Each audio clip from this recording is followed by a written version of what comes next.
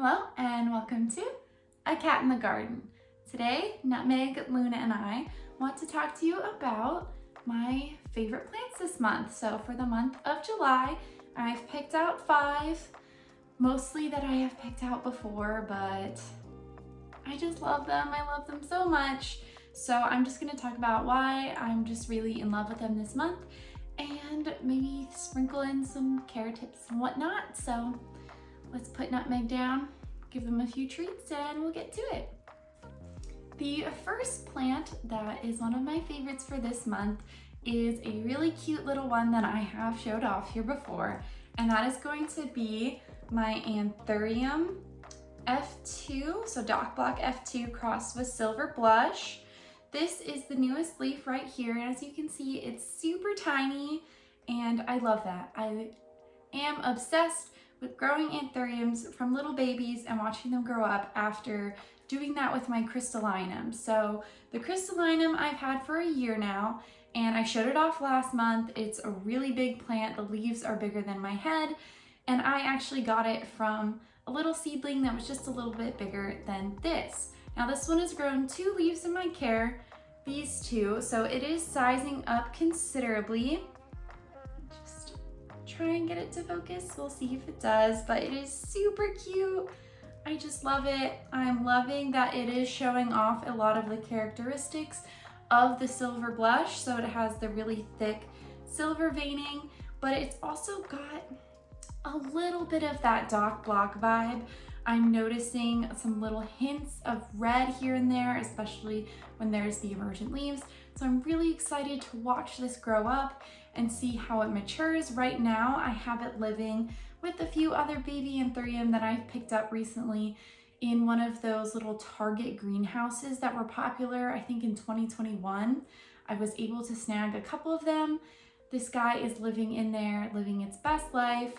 And as it grows up, I'm going to gradually put it in greenhouses like the IKEA ones that have slightly less humidity each time until, like the crystallinum, it's just going to be able to live out in the slightly lower humidity that is my plant room. The second plant on my list of favorites this month is going to be one that I'm pretty sure I've showed off before, and that is my Alocasia scalprum. This plant is just absolutely gorgeous. I don't know if you can see by the way that the light is hitting it, but the texture of these leaves is absolutely to die for. It reminds me of a crocodile. I love how the emergent leaves, you can kind of see them. There's 2 plants in here technically. So there's 2 emergent leaves coming through here. They are bright green, neon, absolutely gorgeous. And then they harden to this dark, almost gothic looking green with sort of a crimson maroon back, and the stems reflect that as well, though they're a little bit lighter. It's just a really easygoing large form alocasia. So this is not a jewel alocasia. The petioles, these stems can get very long if you don't have adequate lighting for it. So I have it directly underneath a grow light. So the grow light is on top of it. That way I get this really nice rounded look on the plant. I'm also growing it in no drainage in just a little Talenti container, though I'm pretty sure I'm gonna have to up pot it soon since it's pretty well rooted in here. But as far as alocasia goes, this one has been really easy, and it's taking a lot for me to say that because for me, alocasia are not always the easiest plants, but I am absolutely in love with this one. And it did, after I moved here last year, it went completely back to a corm. And I was like, I'm gonna lose it. I almost always lose them when they do that. But as you can see, it came back with a vengeance. All I had to do was put it in here and made sure I gave it enough water and enough airflow that it wouldn't rot, and it's been doing really well for me. So that's my Alocasia scalprum. The next plant that I'm going to show off is a little bit of a funky one. So if you get grossed out by bugs or anything, you might want to skip past this. But this is my Dracaena Hercules. This was grown from seed by my friend Carson over at Lump's Jungle on Instagram. It might just be Lump. I'm actually not sure which one. But I love this plant so much, and I can't believe I'm saying that because I was never really into carnivorous plants. I didn't know anything about them. I still don't really know anything about them, but my friend Carson has given me the best instructions about how to grow this, and it's been doing really, really well for me. So much so that I actually need to repot it. I just got some peat at the store, so I'm good, ready to go. I'll probably repot it tonight actually, but basically what he told me is have like a little drip tray as a reservoir. I know this one's really big for the plant, but once I repot it, it'll be fine. And you just have it filled with water constantly. This is dry now, I need to refill it, of course, but basically you wanna use filtered water. You don't wanna use tap. I use tap for almost every plant in my collection except for my 2 carnivorous plants. So that was a little bit of an adjustment, but because I don't have too many, it's not that big of a deal.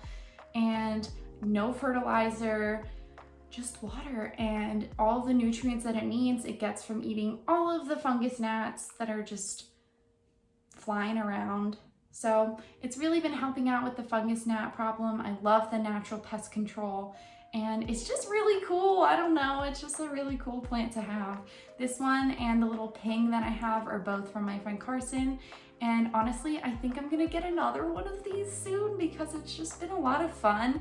My husband also loves them. He's obsessed with carnivorous plants, so he'll be really happy once I start adding more to my collection. So that's my Dracaena Hercules. Okay, so the 4th plant for this month is of course a Hoya. I don't think I could ever leave out a Hoya if I tried. So this is going to be my Hoya Crystal. It's been a little while since I showed y'all this plant. It had this vine, I know, when I showed you, and I added a plant in the back. Well, both plants actually put out little tendrils, and there are a couple of new leaves here. If you can see the brighter green ones, they're still a little thin, they're hardening off. And this actually kind of stopped the growth point here, so it won't be growing off of here anymore. I think that's why it shot up the tendrils, and I'm just really excited that it just keeps growing and it keeps looking so beautiful. It's such an easygoing Hoya for me personally, and I'm thinking maybe I should give it a trellis soon. I know I really like the trailing look, but I could always, since this isn't growing out of this growth point anymore, I could always just chop it. I could make this more full. I could trade some cuttings. I could sell them, whatever I want really, because we do have a little bit of a gap here. But there's a lot of options with this plant, and I'm really liking that. I just love this simple, unique look. The speckled splash on it is really nice. A lot of my Hoyas don't have that like fine speckling on it. So it's just been a really nice plant. I grow it in the same mix that I do most of my plants. So it's moss, leca, perlite, maybe a little bit of orchid bark in this one, but that's pretty much it. It's super easygoing. I know it's like a little bit more of a simple, generic looking Hoya. Up close, it's more unique to me, but I just really like it. Sometimes you just can't go wrong with tried and true Carnosa varieties. So that is my Hoya Crystal. All right, so the last plant is one that I have definitely showed off at least a couple of times here. And it's honestly because it's one of my favorite plants in my entire collection. So without further ado, the last one is my Philodendron Rio.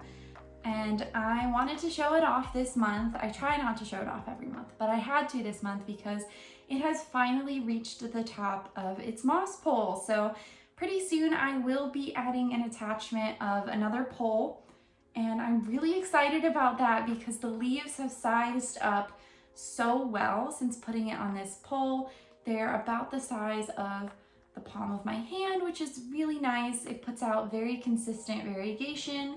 I'm gonna try and show it up close here so you can see just lovely, beautiful tones of cream and silver all throughout the plant.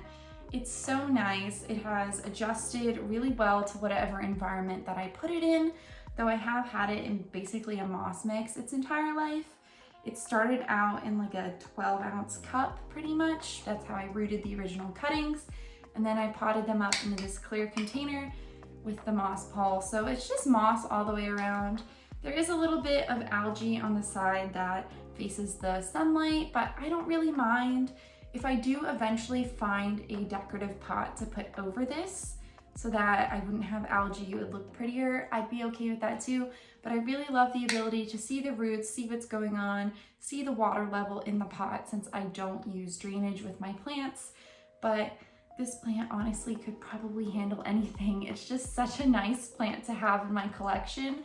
And the Hartley philodendron varieties in general are just so easygoing, and this is really making me want to put all of them on poles so that they look this beautiful. Right now I just have this one, and I'm looking here, my variegated heartleaf. So those are the only two that I currently have on poles. I'm really thinking putting the velvet halo micans on one next in a pretty much similar setup to this would be really nice, because if I can get that plant to have leaves like this, it's just gonna be amazing. So that is going to be my Philodendron Rio. Super easygoing, loves the pole, puts out beautiful big leaves for me. So I really can't say anything bad about this plant.